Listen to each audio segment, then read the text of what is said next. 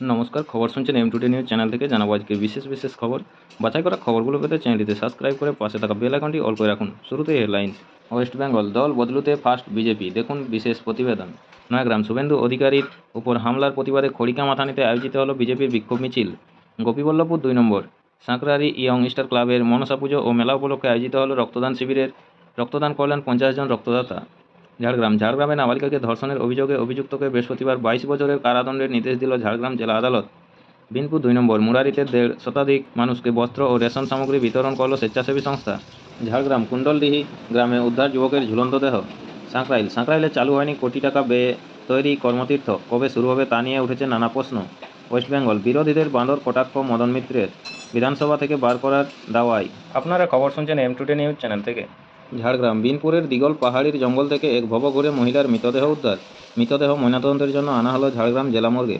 বালির নিবেদিতা সেতুতে ভয়াবহ দুর্ঘটনা, মর্মান্তিক মৃত্যু 4 জনের। কলকাতায় ঝোড়ো হাওয়ার সঙ্গে বৃষ্টির আশঙ্কা, এক নজরে আজকের আবহাওয়া জেনে নেব। জানতে খবরটি শেষ পর্যন্ত শুনুন। গরিবদের জন্য মোদির ঢাক, পেটানোই সার, কল্যাণী এই মশেও চড়াবিলের যন্ত্রণা। আগামী 2-3 ঘন্টার মধ্যে পুরুলিয়া জেলার একাধিক অংশে বৃষ্টিপাতের সম্ভাবনা। বিচারকের বাড়ি থেকে বিপুল পরিমাণে নগদ উদ্ধারের ঘটনা, সিদ্ধান্ত নিল সুপ্রিম কোর্টের কলেজিয়াম। বিদ্যুৎ বিভ্রাটেজের দিনভর বন্ধ লন্ডনের হিথ্রো বিমানবন্দর।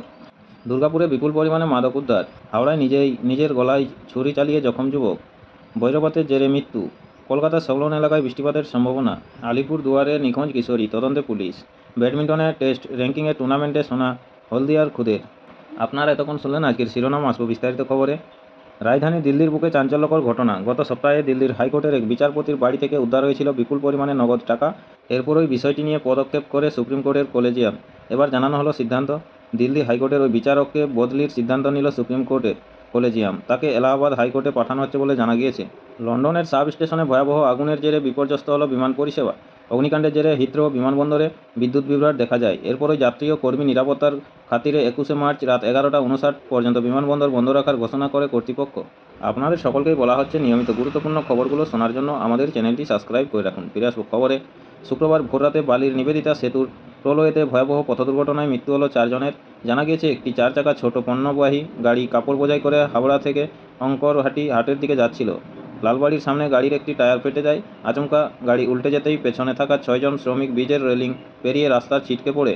ঘটনাস্থলে মৃত্যু হয়েছে 4 জনের। আশঙ্কাজনক অবস্থায় 2 জনকে উত্তরপাড়া হাসপাতালে নিয়ে যাওয়া হয়েছে। তদন্ত শুরু করেছে বালি থানার পুলিশ। দুর্গাপুরে বিপুল পরিমাণে মাদক উদ্ধার। বৃহস্পতিবার রাতে Durgapur city centre bus stand থেকে বিপুল পরিমাণ মাদক উদ্ধার করল ওয়েস্ট বেঙ্গল এসটিএফ। রাজ্য এসটিএফের অফিসাররা আকস্মিক অভিযান চালায় বাসস্ট্যান্ড এলাকায়। সেখানে দুবরাজপুরের এক বাসিন্দার কাছ থেকে বিপুল পরিমাণ নিষিদ্ধ মাদক বাজেয়াপ্ত করা হয়। আধিকারিকদের দাবি, 5 কিলো ওপিয়াম বাজেয়াপ্ত করা হয়েছে, যার বাজার মূল্য প্রায় 12 থেকে 15 লক্ষ টাকা। তদন্তকারীদের দাবি, থেকে সিটি সেন্টার এসে ডেলিভারি করত অভিযুক্ত, তবে তার আগেই তাকে ধরে ফেলে এসটিএফ। অভিযুক্ত এর আগেও মাদক পাচার করেছে বলে অভিযোগ। হাওড়ায় নিজের গলায় ছুরি চালিয়ে জখম যুবক। হাওড়ার ডোমজুড়ের বন্যাপাড়া এলাকায় রাস্তার মধ্যে নিজের গলায় ছুরি চালিয়ে জখম হন এক যুবক। এদিন রাত 9:30 নাগাদ ঘটনাটি ঘটে। পুলিশ এসে তাকে ডোমজুড় গ্রামীণ হাসপাতালে চিকিৎসার জন্য নিয়ে যায়। সেখানেই বর্তমানে চিকিৎসাধীন রয়েছেন যুবক। পুলিশ জানিয়েছে, জখমের নাম প্রশান্ত সিং রানা। তিনি ভিন রাজ্যের বাসিন্দা। প্রতিদিন নিয়মিত গুরুত্বপূর্ণ খবরগুলো শোনার জন্য আমাদের চ্যানেলটি সাবস্ক্রাইব করে রাখুন। ফিরে আসবো খবরে। কলকাতার ঝোড়ো হাওয়ার সঙ্গে বৃষ্টির আশঙ্কা, এক নজরে আজকের আবহাওয়া জেনে নেব। সাত সকালে শহর কলকাতার আকাশ রয়েছে পরিষ্কার, তবে আবহাওয়া দপ্তরের পূর্বাভাস বলছে যে কোনো মুহূর্তে মেঘাচ্ছন্ন হতে পারে আকাশ। পাশাপাশি শুক্রবার শহর কলকাতায় ঝোড়ো হাওয়ার সঙ্গে বজ্রপাত সহ বৃষ্টির আশঙ্কা বার্তাও শুনিয়েছে আবহাওয়া অফিস। কলকাতায় আজ সর্বোচ্চ তাপমাত্রা থাকতে পারে 31 ডিগ্রি ও সর্বনিম্ন তাপমাত্রা থাকতে পারে 24 ডিগ্রির আশেপাশে। গতকাল বৃহস্পতিবার কলকাতায় সর্বোচ্চ ও সর্বনিম্ন তাপমাত্রা ছিল যথাক্রমে 32 ডিগ্রি ও 23.9 ডিগ্রি। সর্বনিম্ন তাপমাত্রা প্রায় স্বাভাবিক হলেও সর্বোচ্চ তাপমাত্রা ছিল স্বাভাবিকের তুলনায় প্রায় 2 ডিগ্রি কম। গতকাল দিনভর আকাশ মেঘলা থাকায় স্বস্তি পেয়েছে আমজনতা। আবহাওয়া রিপোর্ট বলছে, আজ কলকাতার পাশাপাশি ঝড়ো বৃষ্টির সাক্ষী থাকতে পারে দক্ষিণবঙ্গ। আলিপুর আবহাওয়া অফিসের অধিকর্তা হবিবর রহমান বিশ্বাস জানিয়েছেন, আজ শুক্রবার ও কাল শনিবার কলকাতা এবং সংলগ্ন এলাকায় এক বা একাধিক দফায় ঝড় বৃষ্টি হতে পারে এমন সম্ভাবনা রয়েছে। দুদিনই দক্ষিণবঙ্গের অনেকগুলি জেলাতে ঝড় বৃষ্টির কমলা সতর্কতা জারি করা হয়েছে। ঝোড়ো হাওয়ার সর্বোচ্চ গতিবেগ ঘন্টায় 40 থেকে 60 কিলোমিটার হতে পারে। রবিবার থেকে ঝড় বৃষ্টির সম্ভাবনা কমবে। ফ্ল্যাট রেরা নথিভুক্ত না হলে গৃহঋণ নয়, লোন পাবেন না প্রমোটাররাও, সিদ্ধান্ত ব্যাংকে। কলকাতা, ফ্ল্যাট কিনতে গিয়ে ক্রেতারা যেন ঠকে না যান, তাই গঠন হয়েছে রিয়েল এস্টেট রেগুলেটরি অথরিটি বা রেরা। এবার সাধারণ মানুষের সুবিধার্থে সেই আইনেই ফাঁস আরও কঠোর হচ্ছে, কারণ রাজ্যের সরকারের সঙ্গে মিলিতভাবে ব্যাংকগুলি সিদ্ধান্ত নিয়েছে যেসব ফ্ল্যাট বা আবাসন প্রকল্পগুলি রেরার আওতায় নথিভুক্ত নয় সেখানে ব্যাংক ঋণও হবে না। অর্থাৎ সোজা কথায় রেরার রেজিস্ট্রেশনবিহীন ফ্ল্যাট কিনতে গেলে গৃহ ঋণ পাবেন না গ্রাহক। পাশাপাশি স্টেট লেভেল ব্যাংকার্স কমিটি বা SLBCর শেষ বৈঠকে এমনই সিদ্ধান্ত হয়েছে, যেসব প্রমোটার রেরার রেজিস্ট্রেশন ছাড়া আবাসন তৈরি করবেন তাদেরও লোন মঞ্জুর করবে না ব্যাংক। ফ্ল্যাট কেনাবেচাকে কেন্দ্র করে ক্রেতাদের ঠকানোর সাংস্কৃতিক নতুন নয়, পশ্চিমবঙ্গ তো বটেই, গোটা দেশেই ক্রেতাদের একাংশের অভিযোগ প্রমোটাররা বহু প্রতিশ্রুতি রাখেন না, অধিকাংশ সময়েই নির্দিষ্ট সময়ে ফ্ল্যাটের পজিশন মেলে না, কখনো আবার অগ্রিম নেওয়ার পরও কাজ শেষ হয় না। এমনকি বেআইনি ফ্ল্যাট বিক্রির অভিযোগও কম নয়। প্রমোটারদের এসব লোক ঠকানো ব্যবসাকে বেগে আনতে কেন্দ্র আইন চালু করে সেই আইনে বিধি তৈরি করেছে রাজ্য সরকার, কার্যকর হয়েছে বেরা। প্রাথমিকভাবে বড় আবাসনগুলিকেই এই আইনের আওতায় আনার পরিকল্পনা ছিল, সেভাবেই তৈরি হয়েছিল আইন। তারই সুযোগ নিয়ে ছোট আবাসনের লোক ঠকানোর কারবার চলছিলই। তাই সম্প্রতিকালে আইনে বদল আনা হয়, বলা হয় যে সব আবাসনের আয়তন 200 বর্গমিটারের বেশি এবং তাতে 6টির বেশি ফ্ল্যাট আছে সেই প্রকল্পগুলির বেরা রেজিস্ট্রেশন বাধ্যতামূলক। আবাসন দপ্তরের কর্তাদের দাবি, বাণিজ্যিকভাবে যেসব প্রজেক্ট তৈরি হচ্ছে, অর্থাৎ যেখানে প্রমোটার সাধারণ ক্রেতাকে ফ্ল্যাট বিক্রি করেছেন সেখানে সাধারণত 6টির বেশি ফ্ল্যাট থাকে। তা না হলে এই প্রকল্পগুলি বাণিজ্যিকভাবে লাভজনক হয় না। তাই প্রায় সব আবাসনকেই রেরার আওতায় আসতে হবে। এখানে রেজিস্ট্রেশন করালে আইন মেনেই আবাসন তৈরি করতে হবে, নিয়ম ভাঙলে আর্থিক জরিমানা সহ অন্যান্য শাস্তির মুখে পড়তে হবে প্রমোটারকে। দপ্তরের কর্তাদের কথায় ছোট আবাসন প্রকল্পগুলিতেই ক্রেতারা সবচেয়ে বেশি অসুরক্ষিত। সেই কারণে সিদ্ধান্ত হয় রেরার আওতায় আবাসন প্রকল্পগুলিকে আনতে গৃহঋণকে সামনে রাখতে হবে। SLBCর বৈঠকে এই প্রস্তাব দেন এ রাজ্যের রেরার চেয়ারম্যান জয়ন্ত কুমার বসু। সেখানেই সর্বসম্মতিক্রমে সিদ্ধান্ত হয়, রেজিস্ট্রেশন ছাড়া ক্রেতা ও বিক্রেতার আবাসন সংক্রান্ত ঋণ মিলবে না। রাষ্ট্রায়ত্ত ও বেসরকারি ব্যাংক মিলিয়ে 25টি ব্যাংক সহমত হয় ওই বৈঠকে। আবাসন দপ্তরের কর্তারা বলছেন, এ রাজ্যে দেরিতে শুরু হয় রেরা। তার উপর 2021 সালের মে মাস থেকে 2023 সালের জানুয়ারি পর্যন্ত রেজিস্ট্রেশন দেওয়া বন্ধ ছিল। তারপরও নথিভুক্তির নিরীক্ষে অন্যান্য বহু রাজ্যের তুলনায় এগিয়ে পশ্চিমবঙ্গ। এখনও পর্যন্ত এখানে রেজিস্ট্রেশন পাওয়া আবাসন প্রকল্পের সংখ্যা 3803, তুলনায় অনেক পিছিয়ে ঝাড়খণ্ড, বিহার, উড়িষ্যা, ছত্তিশগড়, কেরল। দপ্তরের কর্তারা বলছেন, রাজ্য জুড়ে রেরা সংক্রান্ত সচেতনতা বৃদ্ধির জেরেই এই সাফল্য এসেছে। গৃহঋণ সংক্রান্ত নিয়ম চালু হলে আরও বেশি প্রকল্প রেরার আওতায় আসবে।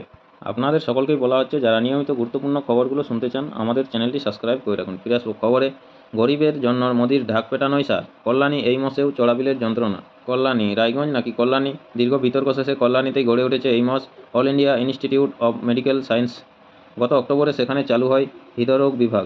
ঢাক পিটিয়ে ক্যাথোল্যাব ও হার্ট লাং মেশিনের ভার্চুয়াল উদ্বোধন করেছিলেন স্বয়ং প্রধানমন্ত্রী নরেন্দ্র মোদী। এই পদক্ষেপ বাংলার গরিবদের জন্য বিরাট উপহার বলে প্রচারে তিনি কোনো খামতি রাখেননি। সাধারণ মানুষ ভেবেছিল এবার তাহলে সামান্য খরচে মিলবে উন্নত চিকিৎসা, কিন্তু কোথাও কি কার্যক্ষেত্রে দেখা যাচ্ছে? কেন্দ্রের পৃষ্ঠপোষকতায় গড়ে ওঠা এই উৎকর্ষ কেন্দ্রে চিকিৎসা করাতে গিয়ে খরচ হচ্ছে মোটা টাকা। শুধুমাত্র চিকিৎসকের ফি বাবদ কোনো খরচ হচ্ছে না, তবে রোগ নির্ণয়ের জন্য কোনো পরীক্ষা হোক বা ওষুধপত্র মেটাতে হচ্ছে চড়া বিল। যেমন হৃদরোগে স্রেফ এনজিওগ্রামের খরচ প্রায় 10,000 টাকা। ফলে সামান্য খরচে সেরা গুণমানের চিকিৎসায় আশায় ছুটে এসে হতাশ হতে হচ্ছে রোগী ও তাদের পরিবারকে। সূত্রের খবর, পরিস্থিতি এমন যে প্রতি মাসে হৃদরোগের সমস্যা নিয়ে আসা প্রায় 600 রোগীকে রেফার করে দেওয়া হচ্ছে 4 কিমি দূরের রাজ্য সরকারি গান্ধী মেমোরিয়াল হাসপাতালে। বহু রোগী আবার এই মাসে খরচের বহর দেখে স্বেচ্ছায় যেতে চাইছেন অন্যত্র। প্রশ্ন উঠছে, রাজ্য সরকারি হাসপাতালে রোগ পরীক্ষা সহ ওষুধপত্রের জন্য তো কোনো খরচ হয় না, তাহলে কেন্দ্রীয় হাসপাতালে এত চড়া বিল কেন? চিকিৎসক ও পর্যাপ্ত পরিকাঠামোর অভাবে এমনিতেই সমস্যায় জর্জরিত কল্যাণী এইমস। সেখানে আউটডোর বা বহির্বিভাগে মাত্র 10 টাকায় নাম রেজিস্ট্রেশন করে ডাক্তার দেখানো যায়, কিন্তু ডাক্তারের অ্যাপয়েন্টমেন্ট পেতেই ব্যাপক হয়রানির শিকার হতে হয় সাধারণ মানুষকে। বর্তমানে এইমসের নিজস্ব অ্যাপ থেকে রেজিস্ট্রেশন এবং অ্যাপয়েন্টমেন্ট করা যায়। এছাড়া নির্দিষ্ট 2টি মোবাইল নম্বর সকাল 9টা থেকে 11টার মধ্যে ফোন করে অ্যাপয়েন্টমেন্ট চাইতে হয়। রোগীদের একাংশের দীর্ঘদিনের অভিযোগ, উভয় ক্ষেত্রেই সহজে বুকিং পাওয়া যায় না। তার উপর রয়েছে আগে আসার ভিত্তিতে টোকেনের ব্যাপার। ভুক্তভোগীরা জানাচ্ছেন 7-10 দিন চেষ্টা করে তবেই নাম লেখানো সম্ভব। একদিকে আউটডোর এত সাধ্যসাধন, অন্যদিকে হৃদরোগের বিভাগে একের পর এক রোগীকে রেফার করে দেওয়া অত্যাধুনিক পরিকাঠামো থাকা কেন্দ্রীয় হাসপাতালে এমন সমস্যা কেন? নাম প্রকাশ্যে অনিচ্ছুক এইমসের এক কর্তা জানিয়েছেন, রাজ্য সরকারের স্বাস্থ্যসাথী কার্ড এই কেন্দ্রীয় স্বাস্থ্য প্রতিষ্ঠানে কাজ করে না। এখানে চিকিৎসকের ফি ছাড়া বেশিরভাগ পরিষেবা অর্থের বিনিময়ে মেলে। কোনো রোগীর অস্ত্রোপচারের প্রয়োজন থাকলে সেক্ষেত্রেও টাকা গুনতে হয়। এমনি বেড ভাড়া থেকে বেশিরভাগ ওষুধের খরচ বহন করতে হয় রোগীর পরিবারকেই। অথচ এইমসকে সরকারি হাসপাতাল ভেবে এমন বহু মানুষ আসেন যাদের সামান্য টাকা পয়সা খরচের মতো আর্থিক অবস্থা নেই। তাই রোগীদের স্বার্থে গান্ধী মেমোরিয়াল বা অন্যান্য হাসপাতালে যাওয়ার পরামর্শ দেওয়া হয় অনেককে। কল্যাণী এইমসের পরিকাঠামোগত কোনো সমস্যা নেই বলেই দাবি তার। আপনাদের সকলকেই বলা হচ্ছে, যারা নিয়মিত গুরুত্বপূর্ণ খবরগুলো প্রতিদিন শুনতে চান অবশ্যই আমাদের চ্যানেলটি সাবস্ক্রাইব করে রাখুন। ফিরে আসবো খবরে। সুখী দেশের তালিকা, পাকিস্তান ও নেপালের চেয়েও পিছিয়ে ভারত।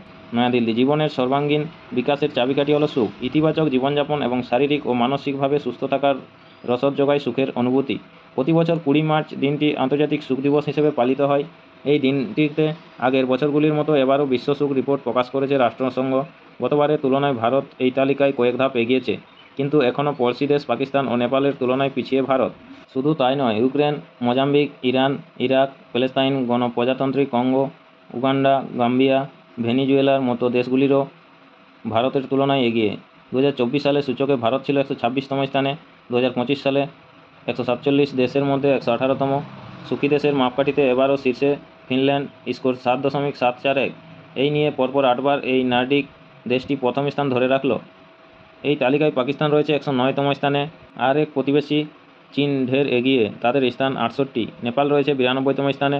তবে এই তালিকায় ভারতের চেয়ে পিছিয়ে শ্রীলঙ্কা 133 ও বাংলাদেশ 134। আমেরিকা রয়েছে 24তম স্থানে। ব্রিটেন তার এক ধাপ আগে। তালিকায় সবচেয়ে পিছিয়ে আফগানিস্তান। 147 দেশের জীবনধারণ মান নিয়ে নাগরিকদের মতামত বিশ্লেষণ করে এই রিপোর্ট তৈরি করা হয়। এবার সার্বিক মাপকাঠিতে ভারতের স্কোর কিছুটা বেড়ে হয়েছে 4.389। মাথাপিছু জিডিপি, সামাজিক সহায়তা, স্বাস্থ্যকর জীবনযাপন, জীবনের সিদ্ধান্ত গ্রহণের স্বাধীনতা, উদারতা, দুর্নীতির ধারণা, নিরপেক্ষতা, পরিবেশ সব অন্যান্য মাপকাঠি এই সূচকের ভিত্তি। উদারতা ও দুর্নীতির মাপকাঠিতে ভারত বেশ পিছিয়ে রয়েছে বলে রিপোর্ট। মোবাইল স্ক্রলিংয়ে চোখ শুকিয়ে যাচ্ছে, আক্রান্তের ভিড় বর্তমান মেডিকেলে।